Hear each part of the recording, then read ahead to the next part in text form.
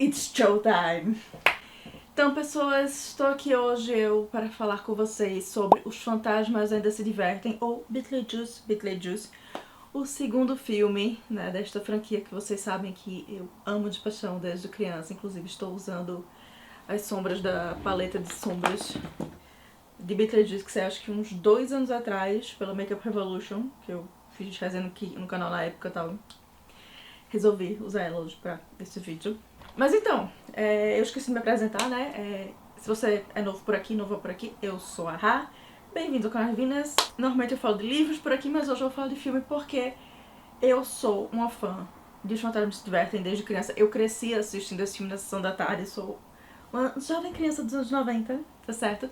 E esse foi um dos filmes que inspirou o meu senso de estilo, o meu senso de humor. Então é um filme assim muito proeminente na minha vida. E quando saiu a notícia de que ia sair o segundo filme, foi aquela revoada de emoções, né? De um lado, eu feliz porque ia ter mais Lydia, mais Beetlejuice, mais de todo aquele universo que eu amo, porque eu sou fãzaça de Tim Burton, vide a camisa de Jack Sully, né? Mas ao mesmo tempo, aquele medo incrível de que não prestasse, porque venhamos e convenhamos, na última década, seu Tim Burton não teve o melhor do track record, como é isso em português, meu Deus do céu? Os melhores filmes dele não foram feitos na última década, né? Então, quando saíram as notícias do filme e tal, eu tava evitando spoilers, eu vi só um dos trailers, gravei reação pra vocês, nunca cheguei a editar, por quê? Porque eu sou péssima. Mas, quando o filme saiu, fui lá assistir, né? O filme saiu na sexta-feira, fui assistir no sábado, por quê? Porque, infelizmente, o capitalismo me manteve preso até 6 da tarde, no escritório. Mas então, vamos lá ao que eu achei do filme, né? Sem mais delongas, porque eu já fiz 2 minutos de delongas aqui.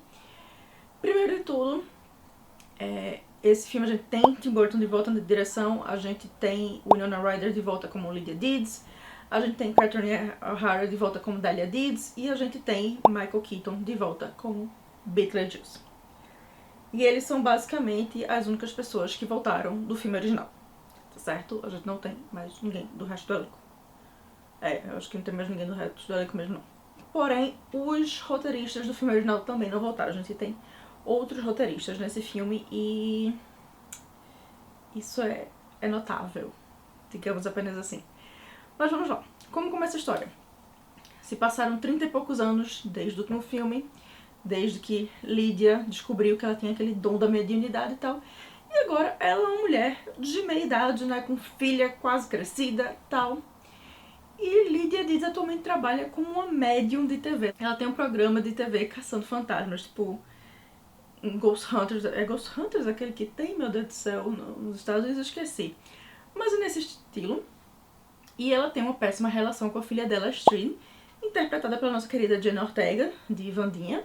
E assim, a vida de Lydia está em descontrole há anos, porque ela ainda lida com o trauma que ela viveu com tudo que aconteceu com Beetlejuice quando ela era adolescente.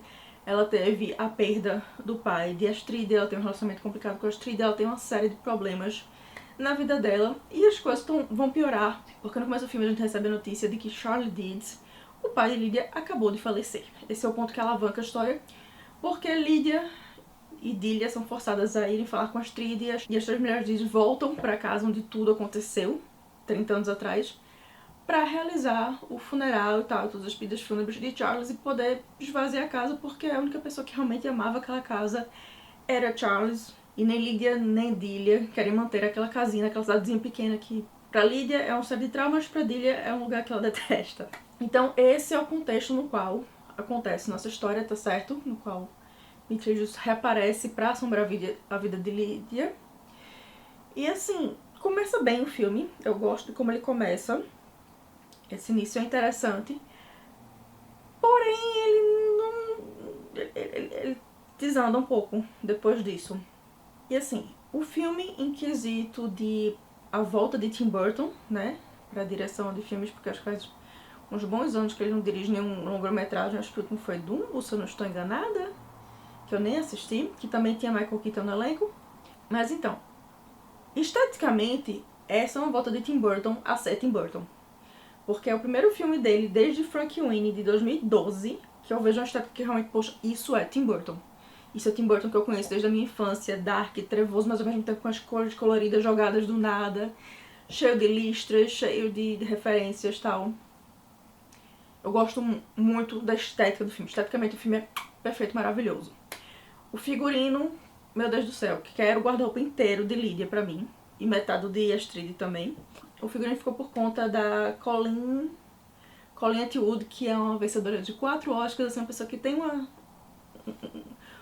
um trabalho muito bom, tá certo? E ela já é uma colaboradora de muito tempo de Tim Burton, ela trabalhou até em Edward Mãos de Tesoura, tá certo? Então, é uma pessoa que entende a estética de Tim Burton, entende o que tá sendo feito. Ela não foi a mesma figurinista do Beetlejuice original, mas ela soube pegar bem aquela estética do original e traduzir para 2024. Eu amei o figurino. Inclusive, figurino e maquiagem são as únicas coisas que eu não tenho reclamação nenhuma nesse filme. Figurino, maquiagem e cabelo, tipo, perfeito, não toco, não mexo. Porém, o roteiro são outros 500, tá certo? Porque assim, as atuações também, eu não tenho nada contra as atuações, gostei muito. Apesar que eu achei que a Jenna Ortega tava um pouco meio que Wandinha demais, talvez. Mas talvez seja só pela parte da raivinha adolescente dela para com a mãe. Que pareceu Wandinha, já que no série de Wandinha a gente tem Wanda e Mortícia tendo um relacionamento meio complicado, né? Então talvez tenha sido só isso. Mas a história, assim, realmente não ajuda os atores. Porque são atores fantásticos. O elenco é incrível, mas o roteiro... Assim, como o filme da Sessão da Tarde, é um bom roteiro. É um roteiro interessante, é engraçado, tal, tem começo, meio e fim. Mas podia ter menos. Podia ter menos porque é um filme que tem personagens demais. Alguns que não acrescentam em nada pra história, especialmente o personagem de William Dafoe. Ele tá ali só pra ser uma piada pronta, basicamente. Porque ele não acrescenta em nada para o roteiro, para a história em si, para a contação da história. Ele, para mim, parece personagem tipo William Dafoe, viu que tava fazendo um segundo Beetlejuice e tipo, ligou pra Tim Burton, tipo, olha, me bota aí, tô afim. E Tim Burton criou, e os roteiristas, né, e Tim Burton criaram um personagem pra ele, do nada, porque o personagem dele faz diferença nenhuma. Impacto nenhum na história o personagem dele tem. Se cortasse ele, a gente tinha a mesma história, basicamente. E o que me decepcionou bastante, porque William Dafoe é um ator que eu gosto muito, um ator que teria um potencial incrível pra fazer um personagem tipo Duende Verde, uma coisa assim, sabe? Talvez um personagem que combatesse Beetlejuice na loucura dele, teria sido interessante. A gente não tem isso. Mas o que me decepcionou de verdade foi Dolores, a personagem de Monica Bellucci, tá certo? Que era, segundo os trailers, pra ser a grande vilã da história, mas que não passou de uma decoração. Eu tinha grandes expectativas para ela que ela fosse uma vilã, uma coisa assim, uma coisa meio malévola, tipo, malévola do filme, da animação original, não malévola de Jolie. Eu esperava uma coisa assim, uma vilã da Disney dela, sabe? Aquela aura maligna, tipo, que fizesse Beetlejuice tremer nas calças, mas não foi isso que a gente teve. Ela foi uma vilã fraca que teve um começo interessante, mas que não foi desenvolvida, não foi explorada, ela simplesmente estava ali. A resolução de toda a questão dela também foi, assim, rápida e estapafúrdia, na minha opinião, porque ela foi pintada como uma grande vilã, um poder, não sei o que, e resolveu-se super fácil a questão dela. Eu acho que o maior problema desse filme, na verdade, foi o excesso de vilões, porque a gente tem ela como vilã principal nos trailers, mas existem outros vilões na história que eu não vou falar quem são porque é spoiler grande da história, tá certo? Mas que existem esses outros vilões e que acabou congestionando demais, porque era coisa demais acontecendo ao mesmo tempo e não se tinha espaço pra explorar nada no final das contas, sabe? Pra mim esse filme poderia ter sido dividido em 2 filmes e teria sido muito melhor. A gente tinha botado os 2 primeiros vilões, que a gente não sabe quem são, no primeiro filme, tal, pra dar a ponta, deixa pra Dolores surgir no final e a gente ter o terceiro filme. Teria sido muito melhor, teria sido muito mais eficiente. E teria sido uma trilogia, porque a gente finalmente teria um filme que seria Beetlejuice, Beetlejuice, Beetlejuice, 3 vezes. Teria sido muito melhor. E decepcionada que eles não fizeram isso, porque foi uma oportunidade perdida. Porque com as histórias que eles tinham rolando nesse filme, tinha pano pra manga de 2 filmes. E eles juntaram tudo num emaranhado só nesse filme. E infelizmente ficou fraco, não se desenvolveu ninguém. As únicas personagens que a gente vê um desenvolvimento de verdade são Lydia e Delia, tá certo? mas em parte porque a gente já conhece elas do primeiro filme, então a gente já tinha uma base para elas, elas não foram apresentadas do nada. Então a gente já tinha uma base, a gente viu como elas cresceram nesses 30 anos que a gente não acompanhou os personagens, e o modo como a relação delas cresceu, como elas se relacionam hoje em dia. Tipo, eu amei o relacionamento de Lydia e Delia. Pra mim é a melhor coisa desse filme, tá certo? Tirando a estética. Eu adorei o relacionamento delas, as conversas delas, tipo, as troquinhas de farpa maravilhosas. Catherine O'Hara e Winona Ryder foram incríveis. Porém, eu queria ter visto mais o relacionamento de Lydia com a Astrid. Tipo, a gente quase não tem cenas das duas juntas, de um relacionamento de verdade entre as duas. É muito raso, sabe? Eu queria que tivesse sido isso mais, eu queria que tivesse sido explorado mais o relacionamento das duas no filme. E isso sido a deixa pra toda a história de Beetlejuice e tal. E não que acabou sendo, sabe? Acabou que é um filme com história demais, que acaba acontecendo rápido demais, que tudo se resolve rápido e fácil demais. Ele nem deixa uma ponta para um terceiro filme, assim, que eu achei que eles fossem deixar, sabe? Mas, tipo, fica muito mal deixada a ponta. E eu esperava bem mais desse filme. Eu, sinceramente, esperava mais do roteiro. Especialmente porque Tim Burton disse que ele não fez uma continuação porque ele não tinha um roteiro bom, um roteiro que agradasse ele de verdade. E que ele finalmente conseguiu esse roteiro que agradava ele pra trazer, e o roteiro foi esse. Sabe? E se decepciona como fã. Assim, ainda é um filme divertido, ainda é um filme que vale a pena assistir. Mas não tem grandes expectativas de uma história super bem fechada, super bem construída. É um filme que você vai assistir pelas piadas, pelo saudosismo, pela nostalgia e só, tá certo? Não traz nada de novo à mesa, não traz nada de novo ao universo de Beetlejuice, de modo algum, tá certo? Besouro Suco não trouxe nada novo nesse filme. Outra coisa que eu não gostei do filme foi o foco que teve, assim, tão grande na morte do Charlie Deeds, tá? Porque, assim, o personagem foi morto, meio que fora de tela, eles fazem uma animação de claymation pra mostrar a morte dele e tal, porque eles não iam trazer o ator de volta de jeito maneira, porque o ator que fez Charlie Deeds no filme original, o Jeffrey Jones, foi sentenciado por crimes sexuais contra crianças no começo dos anos 2000, e assim, figura não grata, total. Mas eu esperava que eles tivessem usado menos da imagem dele. A imagem dele aparece demais no filme pro meu gosto, sabe? Podia ter sido menos, podia ter tipo, morreu, tá morto, acabou. Ele já não precisava de toda a imagem que teve dele. Tipo, eu gostei do modo como mataram ele, foi assim, foi um modo engraçado, foi um modo extremamente grotesco, digamos assim, de morrer. Mas não precisava ter mostrado tanto dele, tá certo? Na minha opinião, podia ter sido menos dele. E eu queria ter visto um pouquinho mais dos Maylands de Ada e Bárbara, tá certo? Eu entendo porque eles não voltaram, afinal, eles morreram jovens. E querendo ou não, Alec Baldwin e Jenna Davis não têm mais a carinha que eles tinham nos anos 80.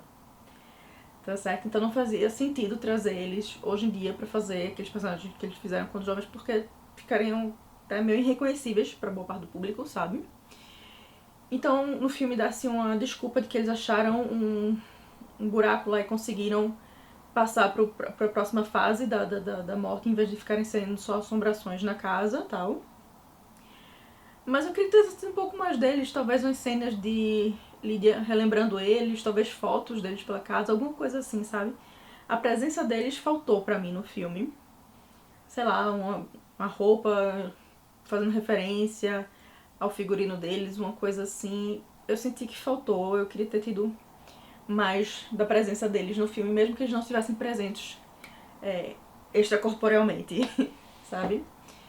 Mas é isso, tipo, é um filme que eu ri, eu me diverti, foi bom pela nostalgia, mas ao mesmo tempo é um filme que, quando você analisa criticamente o roteiro dele, é um roteiro extremamente fraco. É um roteiro bem incompleto, bem assim feito, como é que a gente pode ter mais momentos nostálgicos e ao mesmo tempo enfiar atores grandes que não faziam parte da franquia pra chamar a atenção do público, sabe? Tipo, sem se pensar tanto na história, em como isso vai influenciar a história. Tipo, tem cenas que estão lá só por estarem. Não tinham necessidade nenhuma delas, sabe? E isso é uma pena. Porém, eu gostei da trilha sonora também, porque Danny Elfman voltou, então eu adoro quando Tim Burton e Danny Elfman trabalham juntos fazendo trilha sonora, é sempre incrível. Eu gostei que tiveram mais cenas musicais nesse filme, que eu achei que talvez tenha sido uma referência ao musical de Beetlejuice da Broadway, que inclusive eu amo de paixão. É uma das minhas trilhas sonoras de musical favoritas dessa vida, tá certo? Então, todo é um filme que tá lá. Não foi ruim, mas também não foi bom. Foi um mediano, passou por média, sabe? Tipo, não fez mais que sua obrigação. Então, assim, é um filme que eu dou 3 estrelas, tá?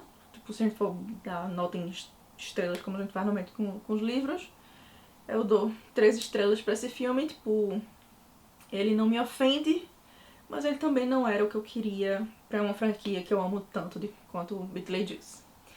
Mas eu quero saber de vocês, se vocês já foram assistir Os Fantasmas Ainda Se Divertem, o que é que vocês acharam, se vocês gostaram, não gostaram. Se vocês concordam com a minha opinião, tal, me conta aqui nos comentários. Assim, eu ainda estou triste porque eu não tive a oportunidade de ver Monica Bellucci, uma das noivas de Drácula, no Drácula de Coppola, sendo uma vilã gótica, assim, como ela tinha o potencial pra ser, sabe? E isso é o que me entristece nesse filme, porque eu queria essa mulher sendo a vilã gótica dos meus sonhos.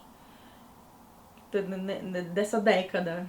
Que a gente não tem uma vilã gótica nessa década. E ela tinha essa oportunidade de ser e foi perdida.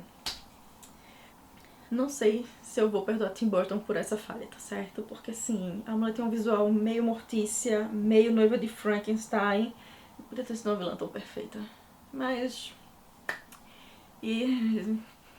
é meu desapontamento com esse filme, né? Mas é isso, pessoas. Eu fico por aqui. No próximo vídeo eu volto falando de livro pra vocês, tá certo?